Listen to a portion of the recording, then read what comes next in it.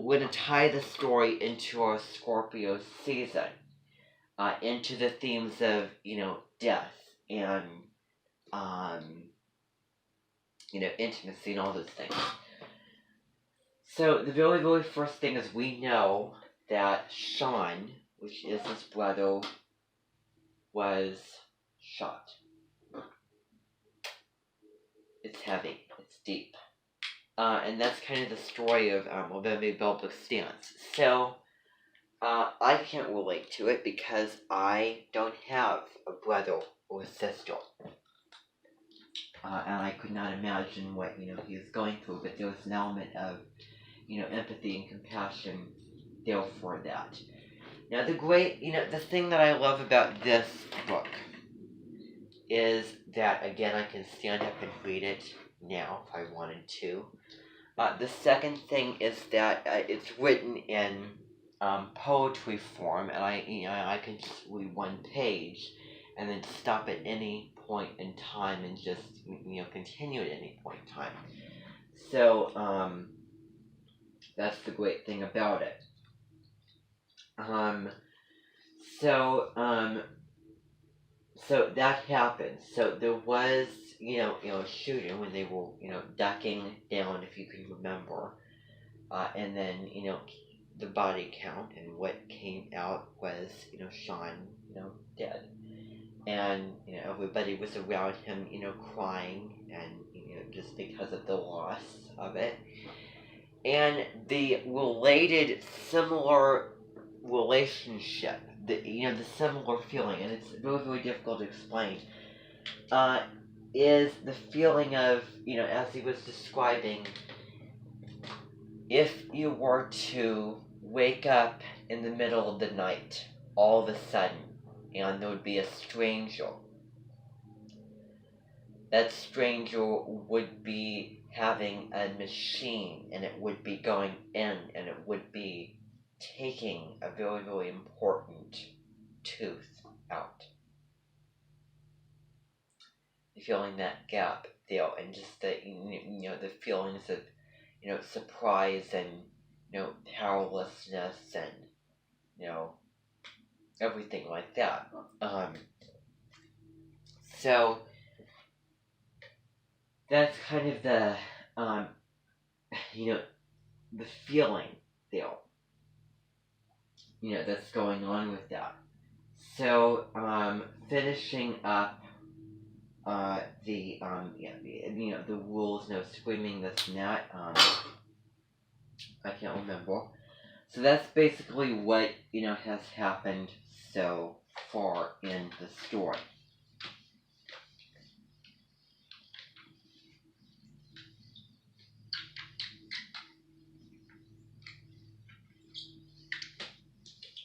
Okay.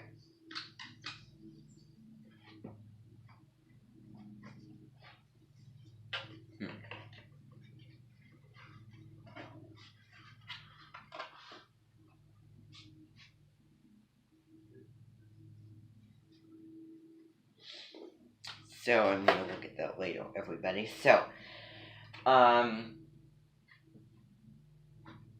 now, we've already, kind of gone through that quickly, briefly. Once we get into it more, we'll know, what we're talking about. Okay? So, I want to have the Hooba Clubus now. Okay, we need to, get things going. I know what you're saying, it's late in the day and this has been running for a while. I'm going to have everybody else leave the room so that we can have Hooga Clubus here again. And, maybe could, go, see what, go look at the invention again. So, everybody who wants to be here for Hooga Clubus, stay here. It's completely optional. For those of you who don't want to stay here, go in the other room or go back to your dorms, because this is the last I will see of you today. Okay? So everybody can all leave, because we need to get started with what we're going to do today. So, and yeah, it will be meeting tomorrow. So let me just write it down. 16th Hygge Clubus meeting. I wouldn't do a higher order thinking for the book as well. So big thing for today, everybody. I think that everybody's out. Okay, wonderful. So everybody, I just want to talk about what's going to be going on. So we're going to, I'm going to be reading the section on It's All About the Hygge.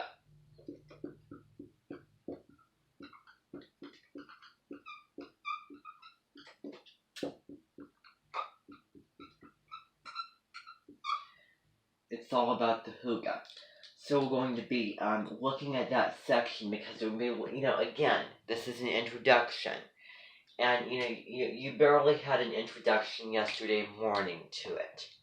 But, this is going to be, the day, it's going to, the real introduction that's going to happen today. We can understand what it is, what are the practices of it before we get into all the aspects of it, like light, food, clothing, etc. So, I want you now to get into the book, okay, on the Little Book of Hygge, Danish Secrets to Good Living. I'm just going to put this back because I don't need it.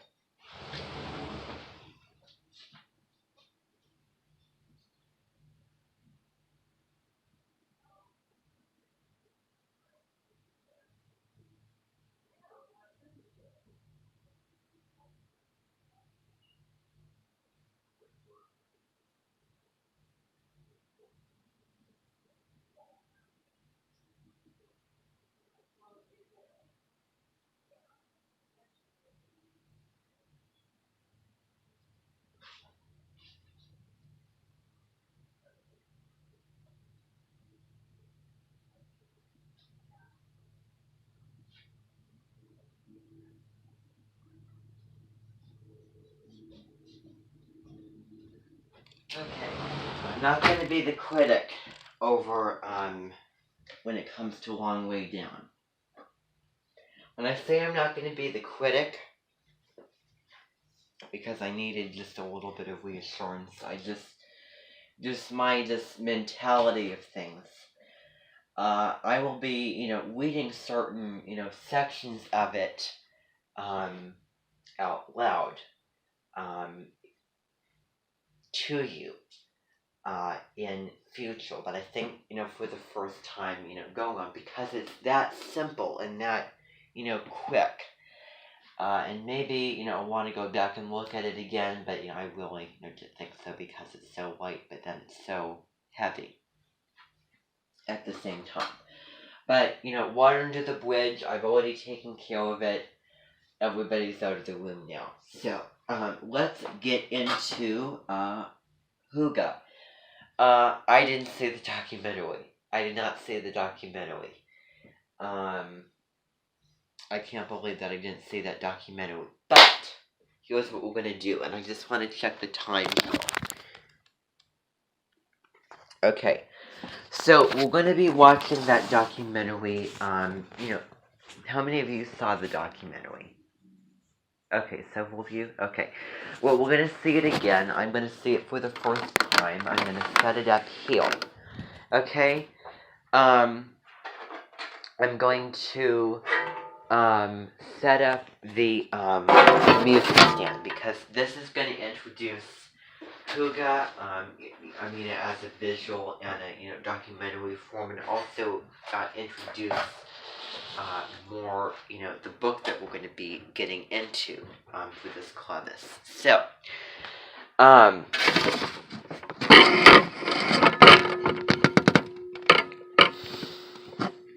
we're going to do the clubus. So it's kind of in between a class and the club. You can come at any time, basically. That isn't the same for, just, a random person walking in here because, it's not like a free place. It's kind of like the DEO and Supergirl. You have to get, an invitation by one of the Wabimbis or Lopez's in order to come here.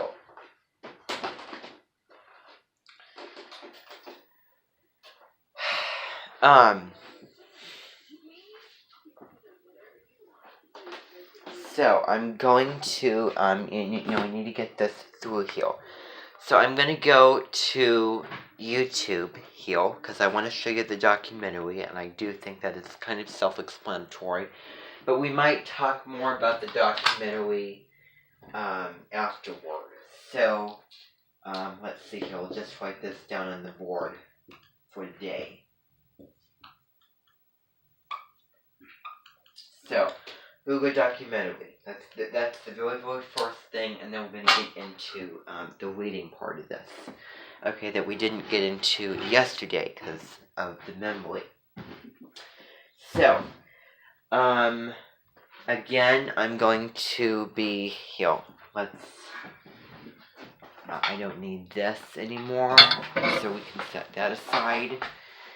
Let's see here. I'm going to set this over here right now.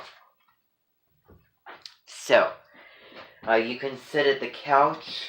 You can stand if you want to. You can take a chair. Just, as long as you're comfortable seeing it. Remember that I have 2 screens here, so that there's plenty of space to be able to look at it.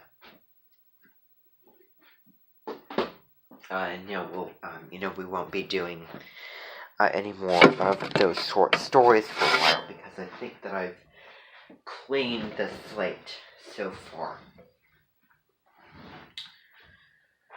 So, I definitely will, really look into something before I read it, and if I start something that I'm just not a fan of, then, well, we'll pull out the audiobook and, listen to it here. That's what's going to happen. Unless it's Fahrenheit. Which you can, listen, sometime this year we're going to listen to Fahrenheit audiobook, probably after we see the movie, so we're going to do that alongside. So, I know you're thinking there's a lot going on here, so, okay, what is going on? So,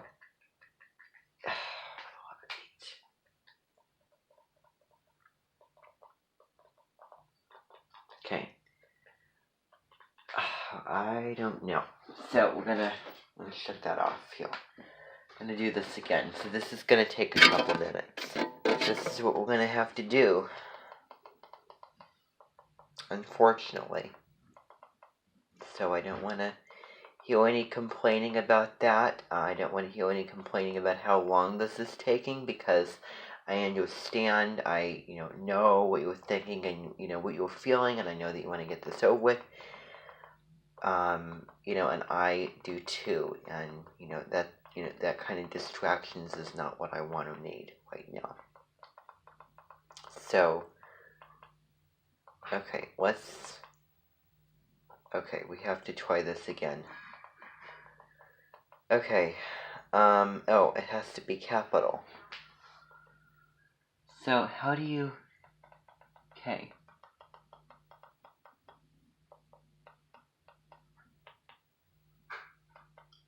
Okay, can I... Okay. And I... S... T...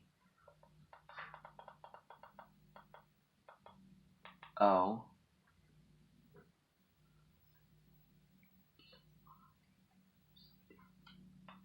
O... O... H-I-S-T...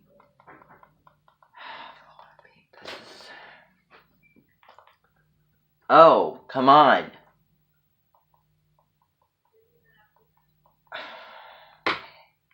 This is ridiculous. H-I-S-T-O...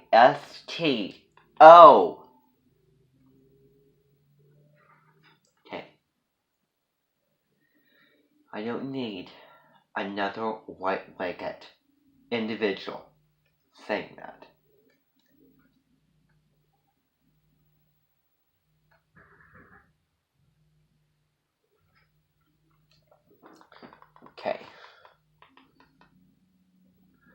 HISTORY.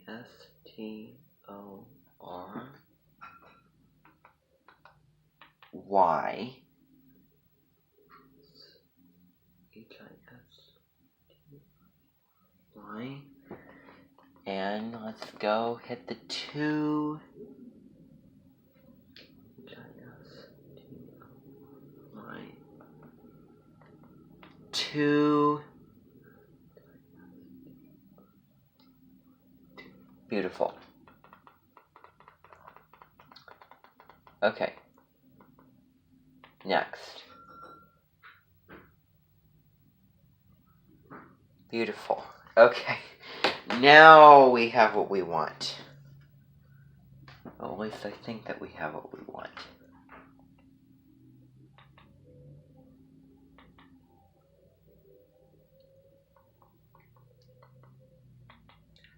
Okay. Okay, that was all for nothing. Okay. I think that was all for nothing, really. So be it. I hope that you saw the horoscope yesterday or today, okay? So that was really a waste of my time, because it led me right back to that thing, but, oh well. What happens, happens. I don't need any criticisms or any, negative comments about it. Because, that's, nobody's perfect, and, if someone's gonna come up and be my, my auto-critic right now, you're barking up the wrong tree, because this is not the year to be the critic.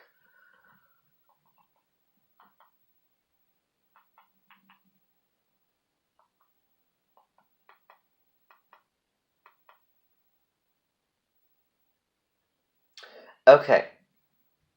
This is the documentary. The Scandinavian Hygge Lifestyle Taking the World by Storm. I'm pretty sure that it is, okay? So I want you to watch this documentary. Pay attention to it as we're watching, okay? If I can get it to work. No! No, that's not the one that I want. This is super annoying. Okay. Yeah, I want to go back. How do I do this? How do I go back? I don't know how to go back. Okay, I'm gonna get a lot of gray hairs. Seriously. Okay, skip. Skip ad, at least. Okay.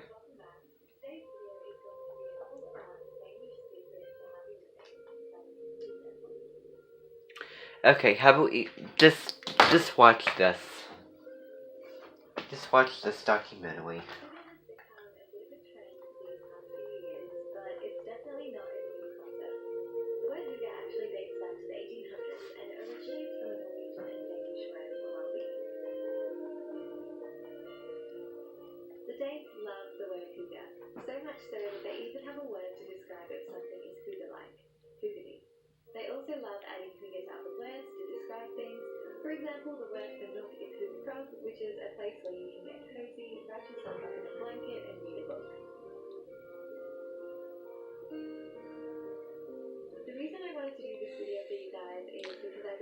That's the book.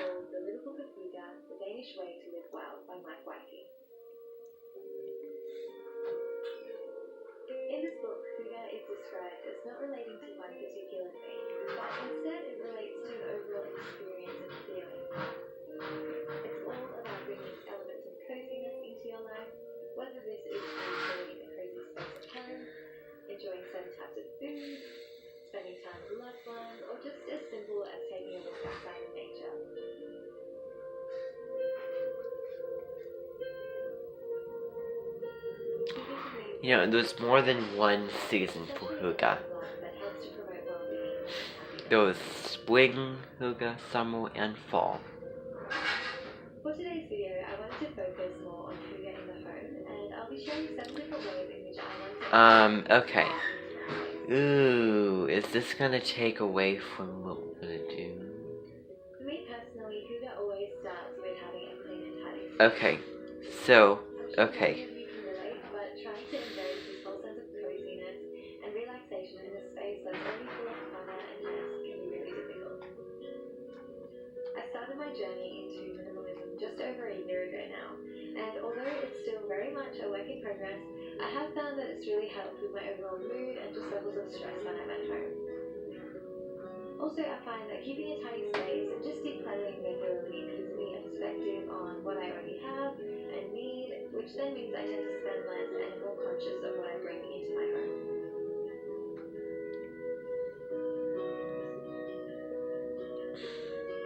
I love having elements of nature scattered around my home, and usually my go-to with this is indoor plants.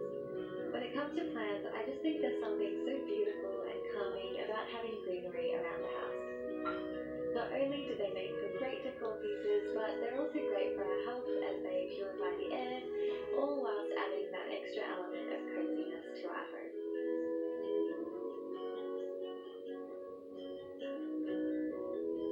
So, according to the Little Book of Huda, the lighting in our home is said to be the key to creating the ultimate food space. In Denmark, almost 85% of people will say that the best way to experience Huda lighting in the home is to light lots and lots of candles. Whilst I do love lighting the occasional candle, my preference in recent years has been to invest in We did the thing with candles. Himalayan salt lamps create a deep amber glow which often reminds me of a wood-burning fire. I find that they're a great way to create that soft and warm ambience without having to worry about any fire hazards or the hassles of airing out the room afterwards. Also, Himalayan salt lamps are crystals created by nature, so going back to point number 2 is another great way of bringing an element of nature into your home. And if you guys have the real deal, a fireplace, then nothing speaks more Huga than this. Additionally, turning on other lamps and sources of warm lighting are all great ways to create that Huga vibe.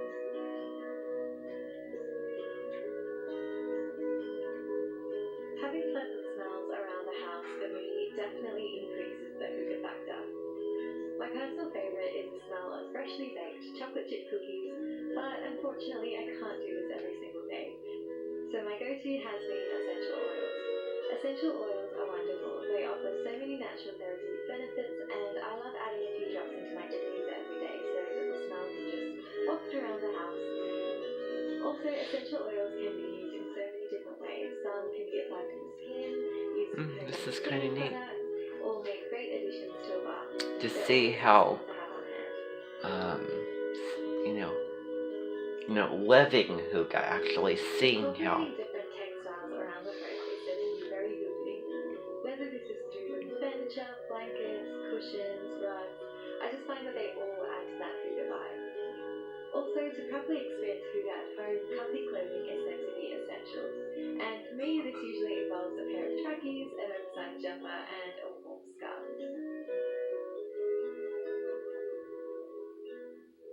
If you guys know me well, you know that I am pretty tea obsessed.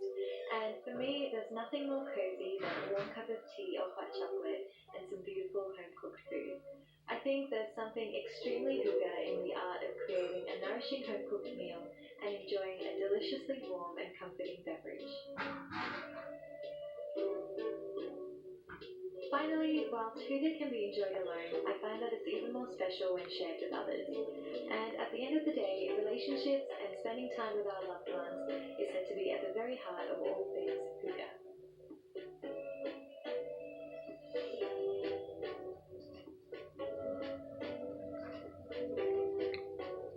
And that's it. I hope you guys enjoyed this video and found it useful in some way. Huga means something different to everyone. Okay, so that, I think that makes up for a good, documentary, actually, and I don't think that, I necessarily want to see that, but you can see the other one if you want to see the other one. Okay? Now, we have to get going with what I have planned to do next, okay? So that was not the one that I was planning on doing it. I was doing another one, but I did not want to have to deal with the whole situation. So we ended up watching that one. But even so, that, basically summarize the idea of hygge and how it actually looks in the home going through everything. It's not necessarily like a story or a spoiler for a movie. I wouldn't describe it as that. It's kind of like, science versus, the science book. It talks about, the concepts of things, when you're reading it, but the real thing is, when you're experiencing it, when you're, observing it. And I was talking to one of the science teachers, and I was wondering, why are they doing things like that? Why are they not just getting into the textbook content? And that was the reasoning. And that, it was very, very enlightening, and that offered me a new perspective on that. So,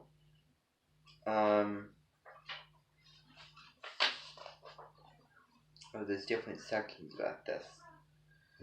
So, on this section, it's all about the hygge, on page 16. I'll just read it to you. So, the Danish language has been called many things, but seldom beautiful. Google Danish sounds like, and the first two suggestions that appear are Germans and potato. To foreigners, Danish sounds like someone speaking German with a hot potato in their mouth. Danish sounds like a type of pastry that I remember Maynard bringing over here, which is the neighbor that lives, across the street. And I remember, a long time ago, he, and his wife, before they passed on, brought, as a neighborly thing to do, brought, Danish, pastries and, breakfasts to us. So, to be fair, some people have also suggested that it sounds somewhat like a diseased seal choking. Nevertheless, it is rich when it comes to describing hygge. Hygge comes in the form of both a verb and an adjective. Something can be hyggelig, hygge-like, as we were watching. What a hyggelig living room. It's so hyggelig to see you. Have a hyggelig time. We throw the words hygge and hyggelig around so much that to foreigners it might appear excessive. We have to state how hyggelig everything is all the time, and not just in the hygge moment itself. We talk about how hyggelig it would be to get together on Friday, and on Monday we'll remind each other how hyggelig Friday was. That's kind of the preview of this, but I know that a lot of you came to me the other day, and I was questioning, if this was the right thing. Yeah, so that's kind of the, the little introduction. So, that's basically all that I have.